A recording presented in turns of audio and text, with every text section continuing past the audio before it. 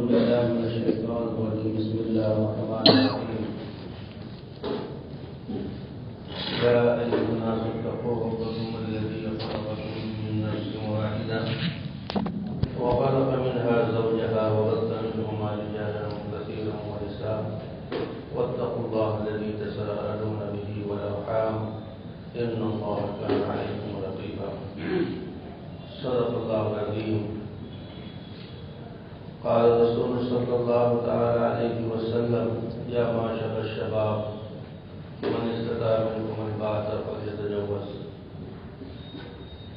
فإنه أغض للبصر وأحسن للفرج ومن لم يستطع فعليه بالصوم فإنه له وجاء أو كما قال عليه الصلاة والسلام. حاضرین محترم، مختصر موقع میں مختصر خطاب کی سعادت ملی ہوئی ہے.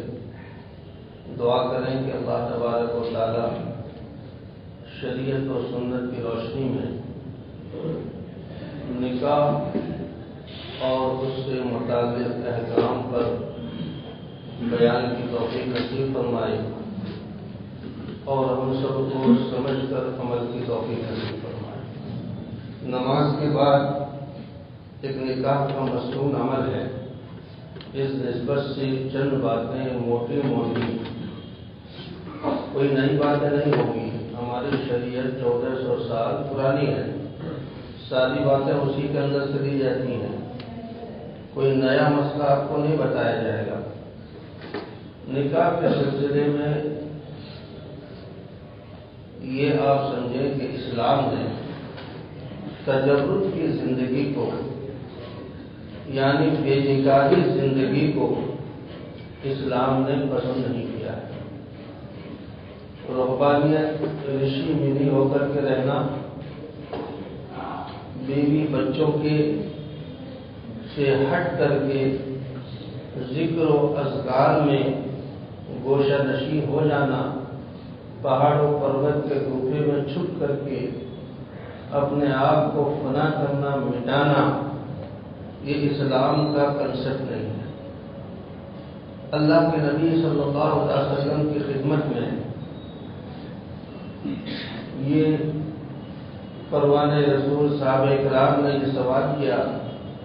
اللہ کی یاد ایسی آتی ہے، اللہ کا تعلق قلب و جگر میں ایسا تڑپاتا ہے کہ ہم یہ چاہتے ہیں اللہ کے نبی بیوی بچوں سے ہٹ کر، نکاحی زندگی سے ہٹ کر، ازدواجی زندگی سے ہٹ کر ہم ذکر و فکر میں، تعلق مع اللہ میں 24 گھنٹہ منہمک ہو جائیں، مصروف ہو جائیں. ہمیں خصی ہونے کی اجازت دے دی جائے، یعنی اپنے جوہر خصیات اور جنسی آلات کو استحصال کرنے کی اجازت دے دی جائے. پیغمبر اعظم محسن کائنات صلی اللہ علیہ وسلم نے اس کی اجازت نہیں دی. یہ تجردانہ زندگی، یہ اکیلی زندگی، بے نکاحی زندگی کو اسلام نے پسند نہیں کیا. اس لیے کہ اللہ تعالیٰ نے انسان کے اندر ایک قدرتی پاور اور جنسی آلات لگائے ہوئے ہیں اور اس کی تکمیل اور اس کے تقاضے ہیں. ان تقاضوں کو پورا کرنا اسلام کی روشنی میں، قرآن و حدیث کی روشنی میں یہ عین عبادت ہے، یہ دنیا نہیں ہے. اس لیے تجردانہ زندگی، بے نکاحی زندگی کو اللہ کے نبی صلی اللہ علیہ وسلم نے پسند نہیں فرمایا. چنانچہ جو حدیث مشہور پڑھی جاتی ہے، النکاح من سنتی، کہ نکاح میری سنت، میرا طریقہ ہے، اسلام کا طریقہ ہے، نبی والا طریقہ ہے، اور میرے اس طریقے سے کوئی منہ موڑے گا، انحراف کرے گا اور اس سے دور ہو کر کے رہے گا، فلیس منی، کو میری جماعت میں سے نہیں ہوگا. نکاح کو اللہ کے نبی صلی اللہ علیہ وسلم نے صرف ایک دنیاوی عمل قرار نہیں دیا، بلکہ نکاح ایک عبادت ہے۔ نکاح میں جو عاقدین کا معاملہ ہے، میاں بیوی کا جو معاملہ ہے، جو نکاح و قبول ہے، یہ صرف ایک دنیاوی رسم کی یہ بنیاد نہیں ہے کہ اور قومیں نکاح کر لیتی ہیں بس ایسا ہی نکاح ہمارا بھی ہو جاتا ہے۔ ہمارے نکاح کو پیغمبر اعظم محمد رسول اللہ صلی اللہ علیہ وسلم نے دین قرار دیا ہے، عبادت قرار دیا ہے۔ ایک آدمی 100 رکعت ڈیلی تہجد ادا کر رہا ہے، نفلیں پڑھ رہا ہے، ذکر و فکر تلاوت کر رہا ہے، اور ایک آدمی نکاحی عمل کر رہا ہے، تو نکاحی عمل والا یہ زیادہ ثواب کا مستحق ہے، اس لیے کہ یہ حکم رب پر ہے اور حکم رسول پر ہے۔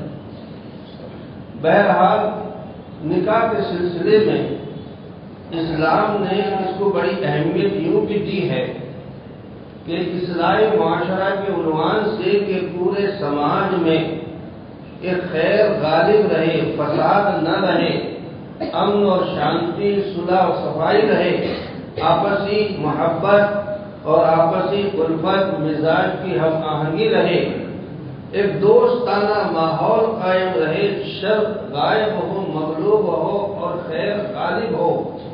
اس سلسلے میں سماج میں جو افراد ہے، جو اولادوں کا پروڈکشن ہے، جو ان کی پیداوار ہے، یہ افراد انسان اگر بہتر ہیں تو سماج بہتر بنے گا، اور افراد انسان اگر یہ شریر ہیں، فسادی ہیں، شر الناس ہیں، تو یہ معاشرہ بھی فسادی بنے گا اور کرمنل بنے گا۔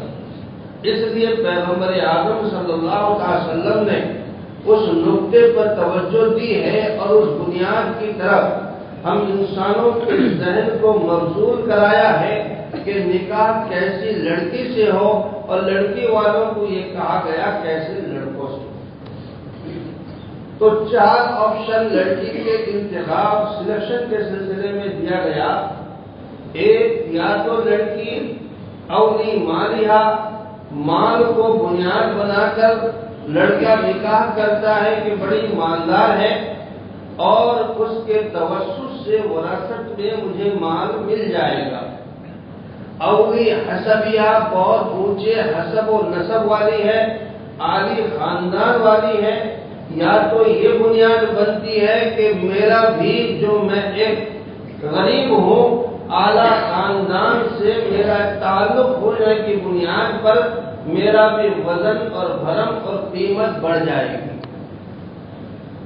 اولی جمالیہ، پیغمبر اعظم صلی اللہ علیہ وسلم نے فرمایا کہ خوبصورتی اور جمال کو بنیاد بنایا جا سکتا ہے کہ بہت خوبصورت ہے، یگانہ روزگار ہے اور حسن و جمال کی مالک ہے، ملکہ جہاں ہے، تو میں اس خوبصورتی کو بنیاد بنا کر کے نکاح کیا تو یہ بھی نکاح کی ایک وجہ بن سکتی ہے۔ چوتھی شکل جس میں آپ لوگوں کی توجہ کو میں چاہوں گا کہ چوتھی شکل دیندار ہے، دین کو بنیاد بنا کر کے پابند شرع و احکام ہے اور حسن اخلاق کی دھنی ہے، تو یہ ایک دینداری کو معیار بنا کر کے انتخاب لڑکی کا کیا جا سکتا ہے۔ پیغمبر اعظم صلی اللہ علیہ وسلم نے ان 4 وجہوں کو بیان کرنے کے بعد آپ نے خود نشان لگا دیا اور تعین فرما دی، فَاظْفَرْ بِذَاتِ دین تربت یداک، کہ دینداری کو ترجیح دو، دین کو ترجیح دو، ورنہ تو بعد میں تیرے یہ ہاتھ خاک آلود نہ ہو جائیں، کفے افسوس نہ ملنا پڑے کہ بڑی شریر آ گئی۔ دین کو ترجیح دو۔ ہاں، یہ شکل ہو سکتی ہے، اعلیٰ خاندان کی بھی ہے اور حسن و جمال کی بھی ہے اور مالداری بھی ہے اور ساتھ ہی ساتھ دینداری بھی ہے۔ یہ 4 چیزیں یا 3 چیزیں جو بھی جمع ہو سکتی ہیں، یہ بہتر شکل ہے۔ دینداری سے ایک غلط تصور کو میں دور کرنا چاہتا ہوں کہ ہماری بچی کیا ہے بھائی، اس کے اندر دین کی کیا کوالٹی ہے، عموماً یہ بات کہی جاتی ہے پابند صوم و صلاۃ و قرآن ہے، نماز پڑھتی ہے، روزہ رکھتی ہے اور قرآن پڑھتی ہے۔ یہ دینداری کا معیار ہرگز نہیں ہے، پارٹ 1 ہو سکتا ہے۔ دینداری کا معیار پیغمبر اعظم صلی اللہ علیہ وسلم کی حدیث میں جو تشریح ملتی ہے حسن اخلاق، حسن اخلاق، خوش مزاجی، دوسروں کی خدمت، والدین کی خدمت، پڑوسیوں کی خدمت، اور غم اور خوشی کی محفل میں وہ غم والوں کے لیے تو ایک دلاسا دینے والی، پڑوس میں کوئی مصیبت ہو گئی تو ان کے لیے حوصلہ دینے والی۔ تو میرے بھائی بیہیو اچھا ہونا چاہیے، اخلاق اچھا ہونا چاہیے۔ یہ روایت یہ بتاتی ہے کہ اللہ کے نبی صلی اللہ علیہ وسلم نے ارشاد فرمایا کہ لڑکے کا انتخاب کیسا ہو۔ پیغمبر اعظم صلی اللہ علیہ وسلم نے فرمایا کہ جب تمہاری لڑکی کے لیے کوئی پیغام دے اور پیغام کے بعد من ترضون دینہ و خلقہ، اور تم اس لڑکے کی دینداری اور اس کے حسن اخلاق سے راضی ہو، دینداری کے ساتھ میں حسن اخلاق کو بتایا کہ تم دینداری اور حسن اخلاق کے ساتھ حسن اخلاق پر راضی ہو تو تم نکاح کر دو۔ اگر نکاح نہ کرو گے تو اس زمین میں فساد پھیل جائے گا۔ بے نکاحی زندگی ایک انسان کو یہ زنا کی طرف یا دوائی زنا کی طرف لے جاتی ہے، تو اس کو اللہ کے نبی صلی اللہ علیہ وسلم نے پسند نہیں فرمایا۔ بہرحال یہ دو معیار ہے، لمبی بات اس میں کرنے کا موقع نہیں ہے۔ دوسری چیز، پیغمبر اعظم صلی اللہ علیہ وسلم نے کہ ایک پیغام پر پیغام دینا، ایک لڑکی کے لیے ایک صاحب نے پیغام دے دیا، پیغام وہاں پہنچا ہوا ہے، آپ کنفرم ہیں کہ فلاں ساتھی نے یہ پیغام دیا ہے، اب وہاں سے یس نو کا کوئی فیصلہ نہیں ہوا ہے، یہ زیر غور ہے۔ ایسے موقع پر آپ اپنا پیغام نہیں دے سکتے، آپ اپنا پیغام نہیں دے سکتے۔ جب وہاں سے اطلاع یہ مل جائے کہ انہوں نے قبول کر لیا پہلے پیغام کو، تو بات صاف ہو گئی۔ قبول نہیں کیا ہے تو آپ دوسرا پیغام دے سکتے ہیں۔ پیغام پر پیغام دینا اللہ کے نبی صلی اللہ علیہ وسلم کی حدیث میں بالکل برا ہے۔ دوسری بات یہ ہے، بیوہ سے نکاح افضل ہے یا خوالی سے؟ یہ مزاج کی ہم آہنگی، مزاج اور سماج کے ملاپ پر یہ باتیں چلتی ہیں۔ یہ انفرادی انڈیویجل کیس ہے۔ کس آدمی کو اپنی ضرورت کی بنیاد پر بیوہ چاہیے اور کس آدمی کو خوالی چاہیے، یہ آپ پر فیصلہ ہے۔ بہرحال مسئلہ یہ ہے، بیوہ سے نکاح جو ایک مایوس سماج میں سمجھ آتا ہے کہ عیب ہے، یہ غلط بات ہے۔ جو لوگ پہلی بیوی کو کھو چکے ہیں اور تجرد کی تنہائی کی زندگی گزار رہے ہیں، ان کے لیے سخت ایڈوائز یہ ہے کہ وہ بیوہ سے نکاح کر لیں، کسی نہ کسی جگہ وہ نکاح کر لیں۔ بے نکاحی زندگی یہ بہتر نہیں ہے۔ اولاد کے حقوق میں آتا ہے کہ اولاد والدین کے حقوق کو ادا کرنے والی بنے تو اولاد فرما بردار، اگر والدین کے حقوق کو ادا کرنے والے نہ بنے تو نہ فرمان۔ اگر ماں مر چکی ہے، یعنی والد آپ کے وہ ان کی اہلیہ جا چکی ہیں یا بہت بیڈ ریسٹ مریض میں ہے اور والد کو تقاضا ہے اپنی خدمت کے لیے، اپنی ضرورت کے لیے، ایسے موقع پر عموماً اولاد والد کو نکاح سے روکتے ہیں اور ایک آڑ کھڑا کرتے ہیں، ایک موانع کھڑا کرتے ہیں اور ایک معاملہ اور اس کے بعد میں سماج میں فساد پیدا کرتے ہیں، تاکہ ایک پریشر دباؤ پیدا کرتے ہیں تاکہ والد صاحب نکاح نہ کر سکیں۔ صحیح سوچ یہ ہے کہ اولاد اگر ہو جائے گی تو زمین و جائیداد میں شیئر بن جائے گی۔ میرے بھائیوں، والدین کے لیے والدین کے حقوق کے لیے علماء نے ایک مسئلہ لکھا ہے۔ باپ اگر نکاح کی ضرورت محسوس کر رہا ہے خدمت کے لیے یا تقاضے کے لیے، تو وہ کمزور ہے، تو یہ اولاد کی ذمہ داری ہے کہ باپ کے نکاح کا انتظام کرائے اور اپنا ہی خرچ لگائے، سوتیلی ماں کو لائے۔ سوال یہ ہوتا ہے کہ باپ بڑھاپے میں اس کا خرچ چلانا مشکل، تو اس کی بیوی کا خرچ کیسے چلے؟ تو علماء نے کتابوں میں لکھا ہے اولاد کی ذمہ داری ہے کہ بوڑھے باپ کا خرچ بھی چلائے اور یہ آنے والی سوتیلی ماں کا بھی خرچ چلائے۔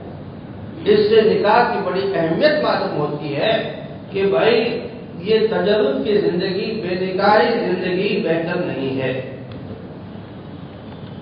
شادی سے پہلے لڑکی کو دیکھنا، منگیتر کو دیکھنا، یہ لڑکی کو دیکھنا ہمارے سماج میں عموماً لڑکے والے جا کر کے دیکھ لیتے ہیں۔ اس میں ایک غلطی یہ ہے، لڑکے کا باپ دیکھتا ہے، لڑکے کا بہنوئی دیکھتا ہے، عورتیں تو بہرحال دیکھنا جائز ہے۔ جو یہ محرم نہیں ہے، غیر محرم ہیں، وہ شادی سے پہلے بھی نہ دیکھیں، البتہ عورتیں دیکھ سکتے ہیں۔ اب اس میں مسئلہ یہ ہے کہ لڑکا کینڈیڈیٹ شادی ہونے والا، اس کو زندگی بھر کی رفیق سفر چاہیے، اس کو لائف پارٹنر چاہیے۔ اب اس کا چوائس الگ ہے، اس کی ایک چاہت الگ ہے، اس کا ایک ذوق الگ ہے۔ تو اس جگہ میں ماں جا کے فیصلہ کرتی ہیں، بہن جا کے فیصلہ کرتی ہیں، یہ بات غلط ہے۔ پیغمبر اعظم صلی اللہ علیہ وسلم نے یہ صحیح مسلم شریف کی حدیث 485 میں اللہ کے نبی صلی اللہ علیہ وسلم نے خود کینڈیڈیٹ کو دیکھنے کی اجازت دی ہے، ہونے والی ہم سفر کو وہ دیکھ سکتا ہے۔ البتہ علماء نے ایک کیٹیگری قائم کی ہے، اگر اس کو نکاح کا پورا شوق نہیں ہے اور دل میں اس جگہ نکاح ہونا نہیں ہے، محض ہوس رانی کی غرض سے وہ لڑکی کو بدنام کرتا ہے، وہ دیکھتا ہے اور دیکھنے کے بعد میں آ کر کے کہتا ہے کہ نام دکوٹی ایسی ہے، نام والی ایسی ہے، یہ اپنے دوستوں میں اس کا چرچا کرتا ہے، تو خود بھی تو نکاح نہیں کیا اور اس لڑکی کے بدنامی کا سبب بن گیا۔ اس غرض سے دیکھنا حرام ہے، ناجائز ہے، وبال ہے، گناہ۔